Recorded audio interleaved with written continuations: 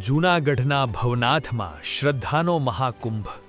હર હર મહાદેવના નાદ સાથે મહાશિવરાત્રિના મેળાનો ભવ્ય પ્રારંભ।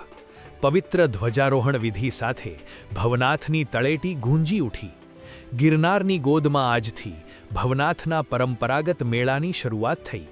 સવારે 9 કલાકે ભવનાથ મહાદેવ મંદિરે શાસ્ત્રોક્ત વિધિ અને વૈદિક મંત્રોચ્ચાર સાથે ધ્વજારોહણ કરવામાં આવ્યું। આ પવિત્ર પ્રસંગે જૂનાગઢના કલેક્ટર, કમિશનર, ધારાસભ્ય અને મેયર સહિતના પદાધિકારીઓએ સાધુ સંતો સાથે ગિરનાર દરવાજા પાસે આવેલી ભરડા વાવથી ભવનાથ મંદિર સુધીની પદયાત્રા કરી હતી। શ્રદ્ધા અને ભક્તિના આ સંગમમાં મોટી સંખ્યામાં નાગા સાધુઓ અને શ્રદ્ધાળુઓ પણ જોડાયા। આ 5 દિવસીય મેળામાં દેશભરમાંથી લાખોની સંખ્યામાં ભાવિકો ઉમટી પડશે। વહીવટી તંત્ર દ્વારા મેળામાં આવતા યાત્રિકો માટે પીવાના પાણી, આરોગ્ય અને સુરક્ષાના ચુસ્ત બંદોબસ્ત કરવામાં આવ્યા છે।